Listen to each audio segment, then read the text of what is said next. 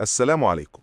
في الفيديو ده هنتكلم عن اللي حصل في ولاية جورجيا الأمريكية. لحد النهاردة محدش شاف المحامية سييرا لوكلير، عندها 31 سنة، من بعد الساعة 7:17 مساء يوم 24 فبراير 2022، لما كاميرا مراقبة سجلتها وهي واقفة قدام بيت حماتها في جونز كريك.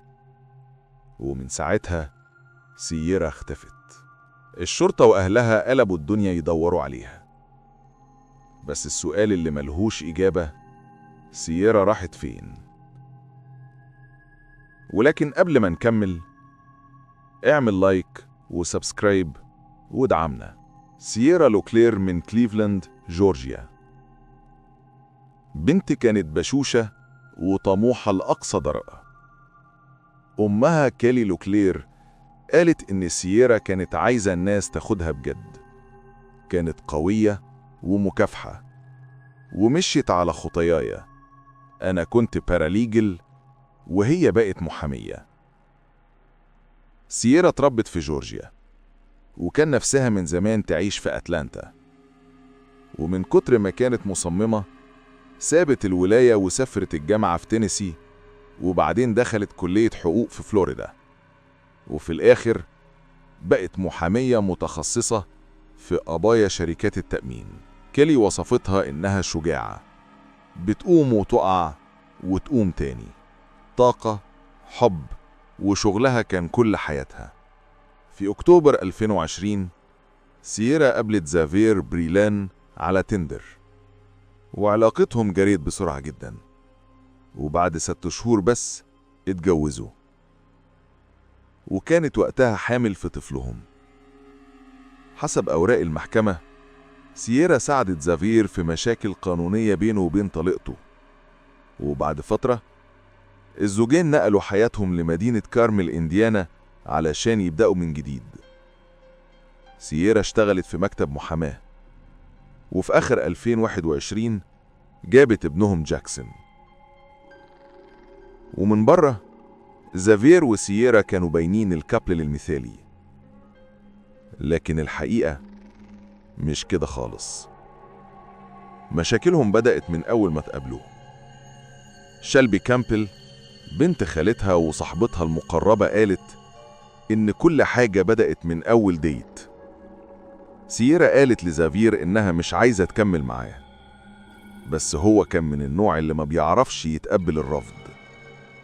راح شقتها من غير إذن وقعد عند بابها، وبدأ يبعت لها رسائل تهديد لما لمحها مع راجل تاني. سييرا هددته إنها هتبلغ الشرطة لو ما بعدش عنها، بس في الآخر ادته فرصة كمان، وبعد 6 شهور بقوا جوز. شيلبي وسييرا كانوا بيتكلموا بعض كل يوم، وبنت خالتها كانت أول حد سييرا تعترف لها بخوفها من جوزها. ومن ضمن الرسائل اللي بعتتها لها: أنا تعبانة نفسيا جدا، مش عايزة أسيب حد بحبه وأهدم أسرتنا، بس سلوكه بقى أوحش، ولو ده وضعنا دلوقتي هيبقى عامل إزاي بعد كده؟ وبقى يشتم ويغلط من غير ما يحس بالذنب، وبيلومني ويقول انتي اللي وصلتيني لكده. وفي رسالة تانية قالت: لو جرالي حاجة زافير هو السبب. شيلبي قالت إنها كانت دايما تقول لها سيبيه، اخرجي بحياتك، بس سييرا كانت فاهمة إن الخروج من علاقة زي دي محتاج تخطيط، ومحتاج وقت، ومحتاج إنها تتحرك بحذر. والرسائل اللي عرضتها شيلبي كانت مجرد جزء صغير من اللي كان بيحصل فعلا بين سييرا وجوزها. سييرا كانت بتتصل بالشرطة كتير، الشرطة راحت لبيتها في جورجيا وفي إنديانا كذا مرة، وشيلبي قالت إن أغلب المرات لما الضباط يوصلوا سييرا كانت تهدى وتحاول تغطي على اللي حصل، لحد ما في حادثة من دول محقق اتصل بأمها وقال لها: أنا عارف إنها بتكذب، شفت النمط ده قبل كده كتير، وخايف جدا يحصل لها حاجة. في الفترة دي سييرا كانت بتخطط تسيب جوزها، فتحت حساب بنكي سري وبدأت تنقل فلوس عليه، وقالت في رسايلها إنها بتحبه بس مش قادرة تستحمل تعيش معاه تاني، وعارفة إن وجودها معاه مش أمان. أهلها كالي ونيك كانوا عارفين إن زواجهم مش سليم، وكانوا دايما يقولوا لها ارجعي بيتك، هنا مكانك الآمن. الرحلة اللي قلبت حياتها بدأت لما هي وزافيير ركبوا العربية فولكس فاجن تيجوان موديل 2017، ومعاهم طفلهم جاكسون وكلبهم الكبير، ونازلين ناحية جورجيا. وصلت بيت أهلها يوم 19 فبراير، باتت عندهم وشافت ناس من العيلة ما كانوش شافوها من شهور طويلة. شكلها رحلة عائلية، لكن الحقيقة كانت جاية تهرب، لأن سييرا قالت لأمها إنها مش راجعة إنديانا، وقالت إنها هتدور في شغل في جورجيا، وإن سلوك زافيير بقى أخطر، وإنها ناوية على الطلاق. زافيير نفسه كان مبسوط بالرحلة لأن أمه ساكنة هناك، لكن ما كانش يعرف إن دي هتبقى آخر مرة يشوف فيها سييرا. فضلت في بيت أهلها يومين واتكررت كلامها حسيبه ومش راجعة. يوم الاثنين 21 فبراير 11:17 مساء بعتت رسالة لأبوها نيك، قالت له هرجع بكرة الصبح لو مفيش مانع، ورد عليها تعالي انتي مش محتاجة إذن. تاني يوم ما اتصلتش. كل قال إنه حاول يكلمها وقالت له إنها تعبانة شوية وبس. رجع يكلمها يوم الأربع ما ردتش. كلمها الخميس 24 فبراير ولا كلمة. لحد ما الجمعة القلق بقى خوف حقيقي، لأن سيارة عمرها ما كانت بتسيب رسائل أهلها من غير رد. يوم السبت 26 فبراير بالليل نيك جاله اتصال من رقم غريب في إنديانا. قال ما قلقتش، افتكرتهم لسه في جورجيا. لكن لما رد الشرطة قالت له جوز بنتك أبلغ إنها مفقودة. الصدمة كانت قاتلة. أهلها كانوا فاكرينها لسه في جورجيا حتى لو ما كانتش بترد، وده لوحده كان غريب جدا. شيلبي قالت إنها مش فاهمة ليه زافيير ما اتصلش بحد في العيلة يسأل عنها، ولا كلم حد ولا بلغ حد ولا سألنا هي بخير ولا لأ. بعد ما نيك كلم شرطة كارمل اتصل على موبايل سييرا، وزافيير هو اللي رد، وده كان أول كلام بينهم من وقت اختفاء سييرا. نيك قال له سألته زافيير بالله عليك قول لي الحقيقة، سييرا قالت لي لو جرالها حاجة انت السبب، فقول لي ايه اللي حصل. فقفل السكة وقال له روح في داهية. وقتها نيك كلم أبو زافيير اللي ساكن جنبهم في كارمل وسأله شفت سييرا؟ الراجل قال لا ما شفتوش، وده كان غريب جدا. يوم 2 مارس شرطة كارمل في إنديانا أعلنت إن زافيير بريلان أبلغ عن اختفاء سييرا يوم 26 فبراير 2022. وخلال التحقيق لقوا فيديو لآخر مرة اتشافت فيها سييرا الساعة 7:17 مساء يوم 24 فبراير قدام بيت حماتها في جورجيا. الفيديو عادي ما فيهوش أي حاجة غريبة، لكن تقرير الشرطة قال إن سييرا حسب كلام زافيير خرجت من بيتهم في إنديانا حوالي الساعة 10 بالليل علشان تمشي لحد السوبر ماركت اللي جنبهم، وكانت لابسة تيشيرت اسود وشورت بنفسجي في درجة حرارة حوالي -7 مئوية. والشرطة قالت إنها ما وصلتش ومفيش كاميرا سجلتها وهي داخلة المكان. والأغرب إن سييرا سايبة موبايلها، موبايل الشغل، الموبايل السري اللي بتستخدمه للطوارئ، بطاقتها، كريدت كارد، وابنها الرضيع 5 شهور. عيلتها قالت مستحيل تسيب ابنها. مفيش أي دليل إنها رجعت إنديانا أصلاً، وهي قالت لأهلها إنها هتفضل في جورجيا ومش راجعة. واللي زود الشك إنها ما قالتش لأي حد إنها خارجة، ومستحيل تسيب جاكسون. أمها كيلي قالت الكلام اللي قاله زافير غير منطقي ولا يدخل عقل، وقالت كمان إن بنتها اعترفت لها إنهم عندهم مشاكل مالية كبيرة، وإن زافير بقى عنيف وبيستغل الطفل علشان يضغط عليها ما تسيبوش. كيلي قالت إنها وجوزها عرفوا إن بنتهم ماتت من أول مكالمة للشرطة، لأن الضابط قال اختفت وسابت الطفل وراها. وقتها نيك قال فوراً لأ، مستحيل، لو سابت طفلها تبقى ماتت. سييرا كانت أم متعلقة بابنها جداً، بتقوم كل ساعتين تشوفه، ما كانتش بتسمح لحد يغسله مكانها، فما فيش شيء اسمه إنها تسيبه وتختفي.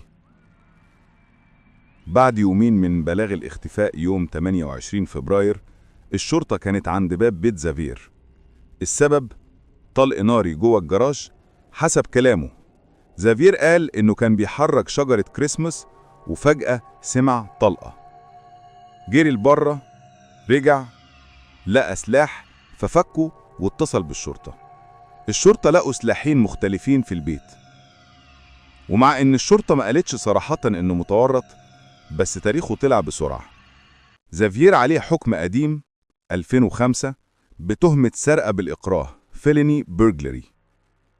الغريب إنه ما أبلغش باختفاء مراته غير اليوم اللي بعده، رغم إنها حسب كلامه خرجت وما رجعتش. بعد أيام زافير بقى مشتبه بيه رسميا، واتقبض عليه مش في قضية سييرا، لكن في قضية تانية تماما. طلع عليه مذاكر توقيف قديمة في جورجيا بتهمة ستوكينج مشدد، وترحل لجورجيا. والقضية كانت لأنه حط جهاز تتبع جوه لعبة بنته علشان يراقب طليقته. وفي الوقت ده متطوعين وشرطة وأهل سييرا بدأوا يمشطوا مناطق كتير في جونز كريك يدوروا على أي أثر ليها. المتطوعين ركزوا على الأحياء اللي جنب ميدلوك بريدج رود، المكان اللي الشرطة شكة إن سييرا عدت منه وهي في جورجيا.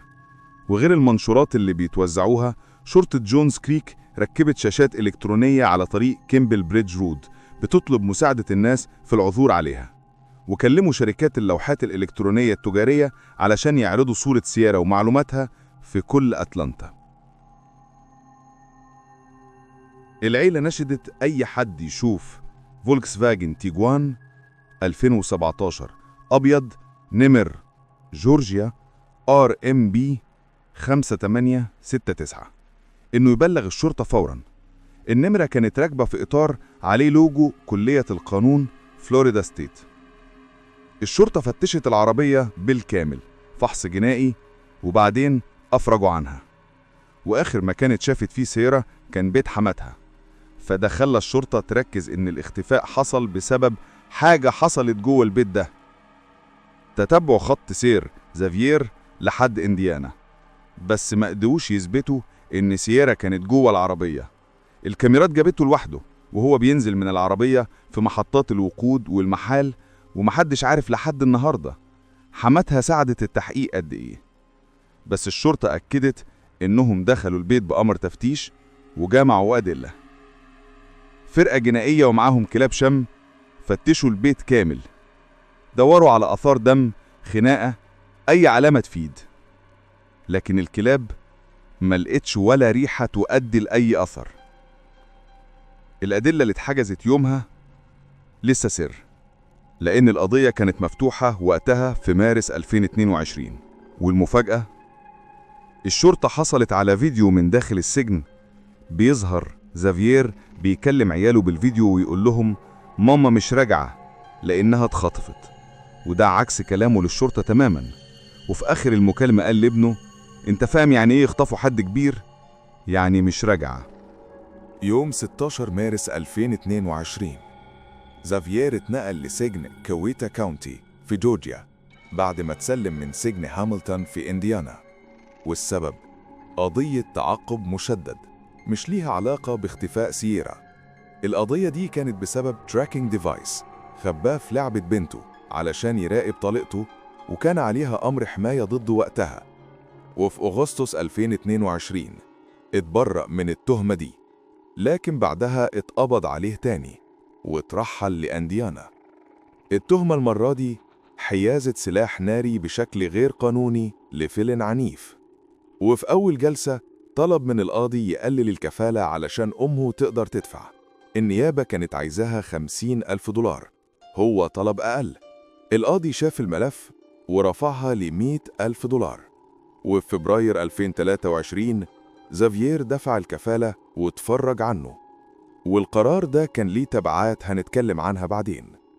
زافيير اتحقق معاه عشرات المرات عن اختفاء سييرا، ومع ذلك قصته ما بتتغيرش. خرجت تشتري حاجة وما رجعتش. أما البحث فده كان أشبه بالمستحيل. ولاية جورجيا لوحدها فيها 85,000 فدان حدائق عامة، و2 مليون فدان أراضي فيدرالية، و300,000 فدان أراضي غير مطورة. وفي مقاطعة فولتون بس 440 فدان حدائق، غير آلاف الأفدنة من أراضي السكك الحديد والمرافق شغالة ومهجورة. ولاية جورجيا مساحتها بتوصل ل 37 مليون فدان، وحوالي 15 ل 20% منهم غابات وأشجار متشابكة. سييرا وزافيير سافروا خلال ولايات غير جورجيا بس، تينيسي، كنتاكي، وإنديانا، وده صعب التحقيق أكتر بكتير.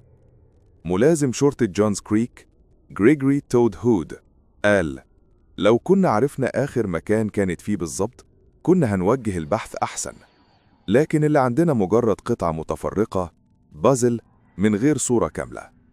محاضر المحكمة في قضية مدنية تخص أم زافيير وأخته كشفت إن CSI أو فريق مسرح الجريمة شالوا السجادة والمخدة من بيت أم زافيير يوم 21 إبريل 2022 ضمن التحقيق. ومن نفس المستندات اتضح إن الطفل جاكسون 5 شهور اتنقل لحضانة الدولة فور القبض على زافيير يوم 1 مارس، بس نيك وكيلي أهل سييرا بدأوا يشوفوه وبيشتغلوا على إنهم يرجعوه لجورجيا. على مدار سنة كاملة اتعملت عمليات بحث كتير، بعضها مركز في أماكن محددة، لكن مفيش أي أثر لسييرا. الشرطة وزعت منشورات وعلقت لوحات إلكترونية، لكن بدون نتيجة. مواصفات سييرا: طولها حوالي 150 سنتيمتر، وزن 54 كيلو، شعرها أشقر، وعندها 3 شجرات صغيرين موشومين على صباع الخاتم، وسهم بتاع فلوريدا ستيت على رسغها الشمال، وشمس صغيرة على جنبها الشمال. كانت راكبة فولكس واجن تيجوان 2017 أبيض نمر جورجيا RMB 5869، وعليها إطار مكتوب عليه فلوريدا ستيت لو سكول. الشرطة نشدت أي حد شاف العربية أو سييرا في فبراير إنه يبلغ فوراً. زافيير هو الشخص الوحيد اللي الشرطة أعلنت إنه موضع اشتباه، لكن لحد دلوقتي ولا تهمة توجهت له في اختفاء سييرا. عيلتها مقتنعة 100% إنه يعرف الحقيقة، وإنه الوحيد اللي يقدر يقول مكانها، علشان في الآخر سييرا ترتاح. كيلي لوكلير أم سييرا قالت إنها فاكرة إن بنتها ممكن تكون في جورجيا، تينيسي، كنتاكي أو إنديانا، وبتطلب من صيادين، ناس في الغابات، أي حد يمشي في المناطق دي لو شاف أي حاجة يبلغ فوراً. أهل سييرا أخيراً خدوا حضانة الطفل جاكسون، لكن اللي بوظ الدنيا أكتر زافيير بريلان اللي خرج بكفالة في قضية السلاح. كان المفروض يحضر جلسة 28 ديسمبر 2023، ما ظهرش واختفى. اتصدر له بحث حقه أمر إعادة توقيف، والشرطة بتدور عليه في كل مكان. المذكرة وصفته راجل أسمر طوله 180 سنتيمتر، وزنه 72 كيلو، شعره بني وعينيه خضراء. FBI دخلت التحقيق، لكن لحد النهاردة لا جثة سييرا اتلقت ولا زافير. وباختفاء الاتنين القضية بقت أخطر وأغرب وأسود من الأول. الحقيقة لسه مطموسة، وأهل سييرا والشرطة بيطلبوا من الناس أي معلومة إيفن لو صغيرة، علشان يمكن تكون المفتاح اللي يفتح اللغز ده. شاركونا رأيكم، وما تنسوش اشتراك في القناة علشان يوصل لكم كل جديد. سبحانك اللهم وبحمدك، أشهد أن لا إله إلا أنت، أستغفرك وأتوب إليك. سلام.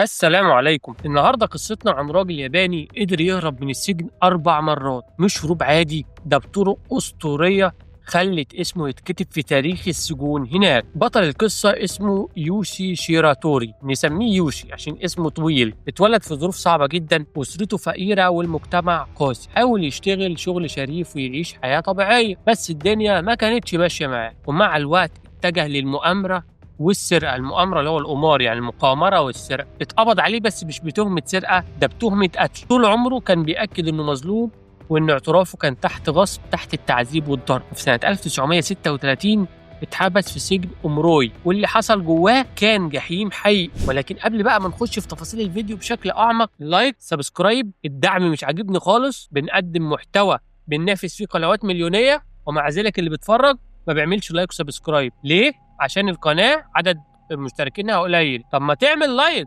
اعمل لايك، المحتوى حلو والناس بتعدي اكتر من نص الفيديو. اعمل لايك واعمل سبسكرايب بحيث تكون مشارك معانا في القصة، تكون مشارك معانا في رحلتنا للمليونير. ويلا نكمل في تفصيل الفيديو، بس يصلوا بينا على النبي. كنا بنقول ايه بقى؟ كنا بنقول اللي حصل جوه كان جحيم حقيقي. الضباط كانوا بيعذبوه بشكل يومي وبدون اي رحمة. تخيل ان كل يوم ضرب، وبتستنى دورك علشان تتضرب. وفي الوقت دوت كان نظام السجون في اليابان كله فساد، مفيش اي رقابه، والحراس بيتعاملوا مع المساجين زي ما بيحبوا، بيعتبروهم عبيد وفران تجار. ويوشي كان واحد من الضحايا دول، لانه كان حاسس انه مظلوم ومش قادر يستحمل اكتر، فقرر يعمل المستحيل، وهو ايه؟ انه يهرب. بدأ يراقب مواعيد الحراس، ولاحظ ان الفجر فيه فجوه ربع ساعه بين دوريات. الوقت دوت كان فرصته الذهبيه، والساعه 5:30 الصبح جه وقت التنفيذ. كان عنده سلك معدني صغير كان مخبيه، وبما انه كان حرامي قبل كده ولص، فكان بيعرف يفتح الإقفال. فتح الزنزانة بتاعته، وبعدين بدأ يفتح باب ورا باب لحد ما وصل لسور السجن وتسلقه. بس تقول لي زي ما حدش خد باله؟ هنا كان الذكاء. قبل ما يهرب حط ألواح خشب تحت البطانية بتاعته وخلاها كأنها جسم واحد نايم، والحراس شافوا الجسم وظنوا إن هو نايم فاتخدعوا تماما. اتضحك عليهم لحد ما تاني يوم لما جرس الإنذار ضرب. لكن للأسف فرحته ما كملتش، وأثناء هروبه اتصاب وكان محتاج لعلاج، فحاول يسرق مستشفى علشان يلاقي أدوية، وشافوا الموظفين هناك وبلغوا البوليس. في خلال 3 أيام رجع السجن تاني. المرة دي يوشي ما رجعش نفس السجن، اتنقل على سجن تاني اسمه أكيتا. المعاملة هناك توقع كانت أسوأ بكتير من الأولاني. الحراس شايفينه مش بس قاتل، ده انت قاتل وكمان هربت من السجن. ده كان استفزاز رهيب بالنسبة لهم. بدأوا يعذبوه أكتر وأكتر ويخبلوه عبرة لأي مسجون ممكن إنه يفكر في الهرب. ضرب وتعذيب وشغل شاق طول النهار، وساعات حتى كانوا بيمنعوه من مرتبة ينام عليه وبيخلوه ينام على أرض خرسانية متجمدة. والأسوأ زنزانة انفرادية ضيقة جدا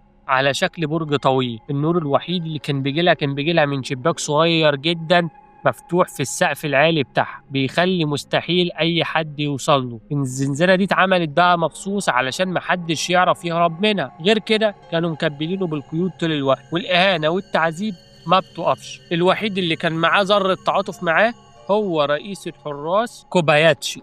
النظام كله كان فاسد، والحراس كانوا بيعملوا هم عايزينه من غير رقابه. كوباياشي حاول يظهر له شويه تعاطف، يساله عن احواله، لكن ما قدرش يغير الواقع. ولكن التعاطف الصغير دوت كان بالنسبة ليوشي أمل صغير جدا. لكن العذاب استمر لحد ما جه في يوم 15 يوليو 1942. الليلة دي حارس فتح الشباك الصغير من باب الزنزانة علشان يطمن، واتصدم إن الزنزانة فاضية. فتح الباب بسرعة، ملقاش غير السرير وعليه القيود مفككة. يوشي اللي قالوا عنه إن هو مستحيل يهرب قدر فعلا يهرب من زنزانة حصينة محدش كان يصدق الخروج منها. إزاي قدر يعمل المستحيل دوت؟ أول خطوة كان لازم يحرر نفسه من القيود، والغريب إن الخطوة دي كانت سهلة بالنسبة له. قدر يلاقي سلك معدني صغير نفس النوع اللي استخدمه قبل كده، وبمهارته الأسطورية في فتح الأقفال فتح الكلبشات بسهولة جدا بدون أي معاناة. ولكن التحدي الحقيقي كان في الزنزانة نفسها. الطريق الوحيد للخروج هو شباك صغير جدا فوق في السقف. ازاي هيقدر انه يوصل له؟ يوشي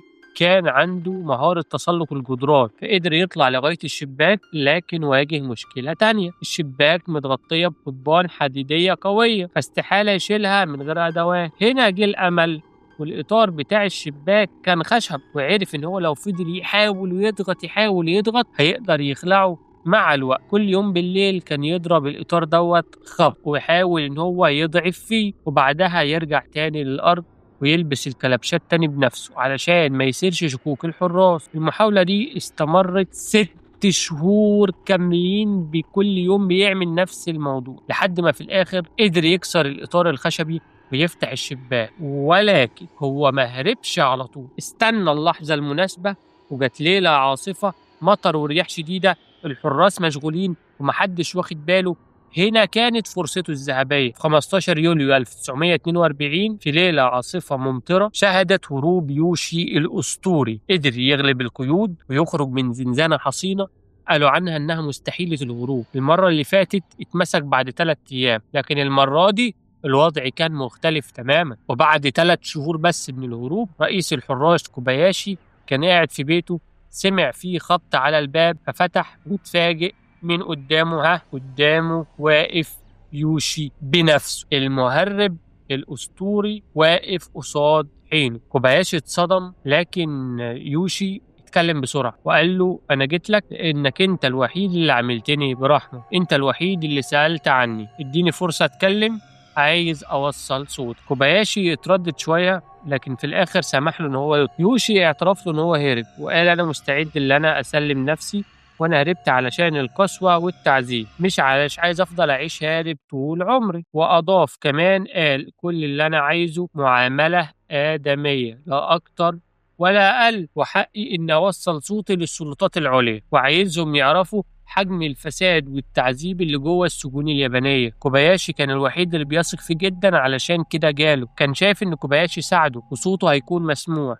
هو مش عايز يبقى مجرم طريد، هو عايز يتحاكم محاكمة عادلة ويدافع عن نفسه. لكن الخطة كانت مجنونة، وهو عارف ان فرصته في الخطوة دي ضعيفة جدا من غير شخص موثوق جوه النظام. فلغاية دلوقتي كوباياشي كان في صدمة، وقال له استحمى كل لقمة وبعدين نتكلم. شوي حس بأمل وافتكر ان خطته ممكن تنجح، لكن فجأة ايوه اللي انتوا توقعتوه، هو نفس اللي انتوا توقعتوه بالظبط. لقي نفسه محاصر من الشرطة من كل اتجاه، واتقبض عليه ورجع على السجن تاني. اليوم دوت يوشي فقد آخر أمل في أي بشري أو أي إنسان ممكن يقابله، وحلف إن هو عمره ما هيثق في بني آدم تاني أبدا. رجع السجن للمرة التانية، لكن المرة دي مش أي سجن. في المحكمة طلب إن هو يترحل لطوكيو علشان الجو هناك قتل، لكن بدل ما ينقلوه ودوه على أبعد نقطة في الشمال، سجن أباشيري، أبرد مكان في اليابان كلها. بعد ما يوشي هرب مرتين، السلطات بدأت تكرهه أكتر، وبقى رمز للتمرد، وعايزين يخلوه عبرة لأي مسجون بيفكر إنه هو يهرب. سجن أباشيري كان زي الكاتراز في أمريكا، وأكيد سمعتوا عن الكاتراز وحكينا قصته قبل كده. هناك البحر بيحوط السجن، والتلج محاصر المكان من كل اتجاه. حتى لو هربت الجو المتجمد هيقتلك قبل ما توصل لأي مكان، يعني ما تحاولش أفضل يعني. وفي شتاء 1943 يوشي دخل أباشيري، ودرجات الحرارة جوه الزنازين كانت أقل من الصفر. الحراس رموه على الأرض مكبل بالقيود على خرسانة متجمدة. الهدوم اللي ادوهاله ما تسدش حتى برودة نص الليل. الضحك كان بيرن من الحراس اللي حواليه وهم شايفينه بيتعذب من البرد. غضبه وانكساره خلاه يقف يتحداهم، صرخ صرخة قوية خلت الحراس يتراجعوا خطوة لورا. لكن المفاجأة كانت أكبر، القيود الحديدية اللي في إيده اتكسرت. يوشي بقى عنده قوة جسدية خارقة أقوى بكتير من أي إنسان عادي، لكن الغلطة إنه كشف سر قوته. ومن يوميها الحراس بقوا بيبنوا له زنزانة خاصة ليه هو بس، جدرانها معدن، أبوابها مدعمة، شبابيكها أضيق من إن إنسان ممكن إنه يعدي منها. كمان عملوا له قيود فريدة وزنها 20 كيلو مربوط إيده وظهره من ورا وكمان رجليه. مفيش مفاتيح، القيود كانت ملحومة بالحديد وما بيفكوهاش غير كل أسبوعين علشان يستحمى. حتى الأكل كان لازم يزحف لغاية فتحة صغيرة في الباب علشان يوصل للأكل. فتخيل بقى، سجن محصن، برد قاتل، قيود مستحيلة. المفروض إن مفيش أمل، خلاص أنت هتموت هنا. لكن يوشي كان بيكتب وسط 6 شهور عدت، وليلة 26 أغسطس سنة 1943 حارس بص من الشباك الزنزانة، شاف السرير متوضب والهدوم مطوية والقيود التقيلة متسابين جنبهم، لكن يوشي اختفى كأنه شبح.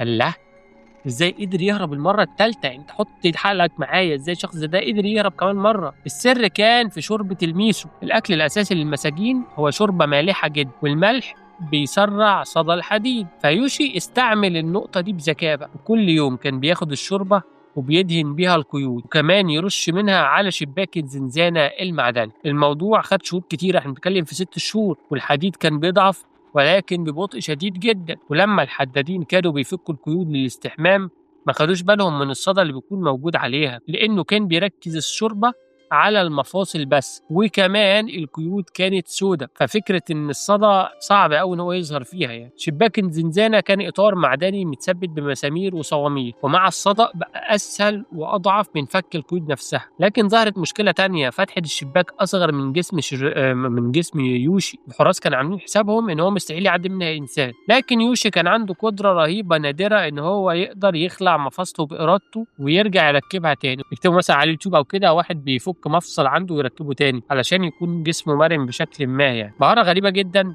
بس موجودة عند ناس معينين، يعني فئة قليلة من البشر مش كتير قوي. ففضل يستنى اللحظة دي الصح، والحرب العالمية التانية شغالة وأمريكا بترمي قنابل على اليابان.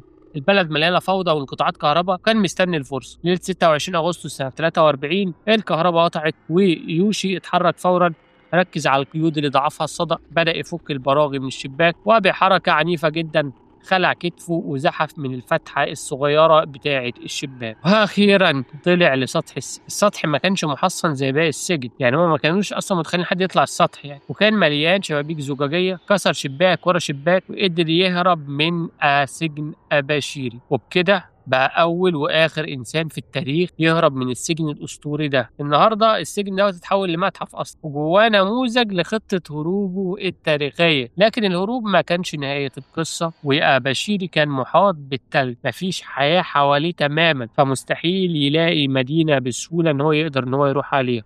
فاضطر إن هو يستخبى في الجبال، والحراس والشرطة فتشوا لكن ما لقلوش أي أثر. الناس افتكرت إنه مات من البرد أو إن الحيوانات التهمته، لكن الحقيقة كانت مختلفة تماما. يوشي لقي منجم مهجور في جبال هوكايدو وحوله لملجأ، وكان عمال يصطاد في أرانب وبيجمع ثمار، وبدأ يتعلم إن هو يصطاد سمك علشان هو يتعايش في الحياة دي، الحياة البرية دي، وعاش لوحده وسط الطبيعة 2 كاملين بعيد عن البشر. لكن الحنين لمراته وبنته الصغيرة كان بيكبر جواه كل يوم، وعدى تقريبا 10 سنين على آخر مرة شاف أهله فيهم، وعارف إن العودة ليهم مش هتكون سهل. بعد 2 من العزلة قرر ينزل أقرب مدينة، والأول مرة يشوف مشهد غريب، جنود أمريكان ماشيين في الشوارع ولافتات مكتوبة بالإنجليزي. مسك الجورنال وبدأ يقلب في صفحاته، واكتشف الحقيقة الصادمة: أمريكا رمت قنابل نووية على هيروشيما وناجازاكي، واليابان استسلمت في الحرب سنة 1945. ساعتها فهم إنه بقى شخص منسي ومحدش هيفكر فيه تاني، السلطات مش مهتمة بيه زي الأول، ودي كانت فرصته إنه يرجع لعيلته ويبدأ من أول وجديد. وبدأ رحلة طويلة من شمال اليابان لجنوبها علشان يوصل لبنته ومراته. بعد 50 يوم مشي على رجليه من مدينة لمدينة، وصل يوشي لبلدة اسمها سابورو. الجوع كان بينهش فيه من جوه، شاف مزرعة فيها شجر طماطم، دخل وبدأ إنه ياكل،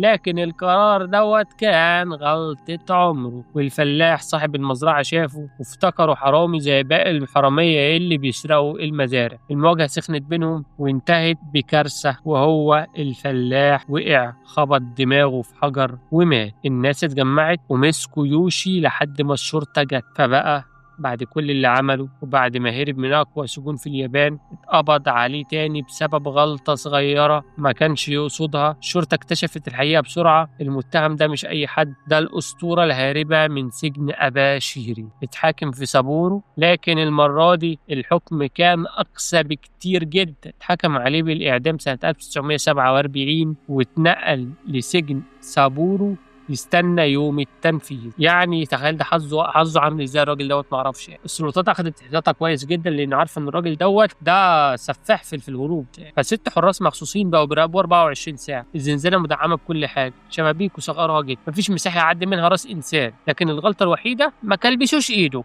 وسابوه من غير قيود.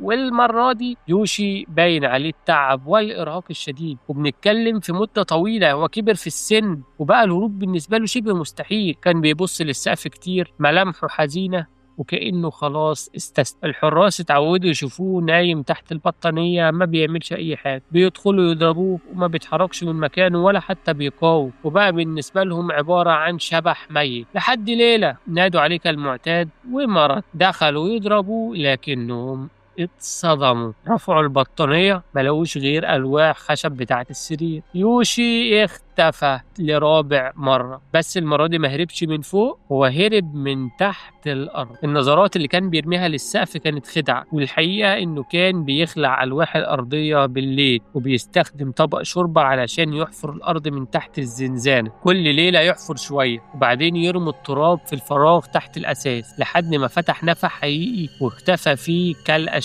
يوشي فضل يحفر طول الليل شهر كامل تقريبا لحد ما فتح نفق يوصله بره الزنزانة. والمرة دي الهروب كان مختلف تماما، هروب من تحت الأرض مش من الشبابيك. نظراته بقى للسقف كانت خدعة عبقرية جدا، لأنه هو كان عمالهم يبصوا ليه؟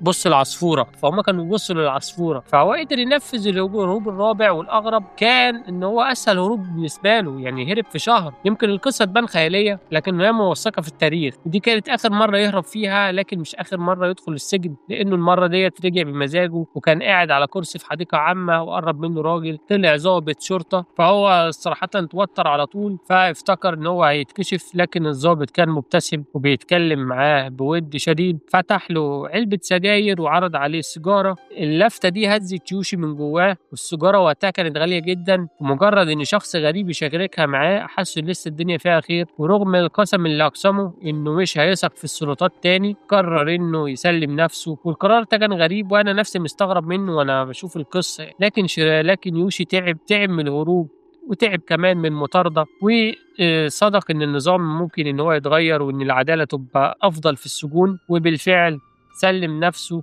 وقضية الفلاح اتصنفت انها دفاع عن النفس مش قضية قتل. والاتهام الاول اللي كان دخل بسببه اتضح ان هو مبني على اعتراف تحت تعذيب مش اعتراف طالع منه. الأحكام اتخففت جدا جدا، وفي الآخر اتحكم عليه ب20 سنة سجن مع فرصة إن هو يخرج بدري بحسن سير وسلوك. قضى باقي مدته في سجن بطوكيو، والحراس هناك كانوا بيعاملوه باحترام شديد. ولأول مرة يوشي عاش هادي جوه السجن من غير ما يفكر في الهروب، وبسبب حسن سلوكه خرج بعد 14 سنة بس سنة 1961. وهنا نكون وصلنا لنهاية أسطورة الهروب اليابانية. وبس كده. عجبك الفيديو، استمتعتوا، تدعمونا باللايك وسبسكرايب، وشوفوا فيديوهات تانية كتير. وبس كده، سبحانك اللهم وبحمدك، أشهد أن لا إله إلا أنت، أستغفرك وأتوب إليك. سلام.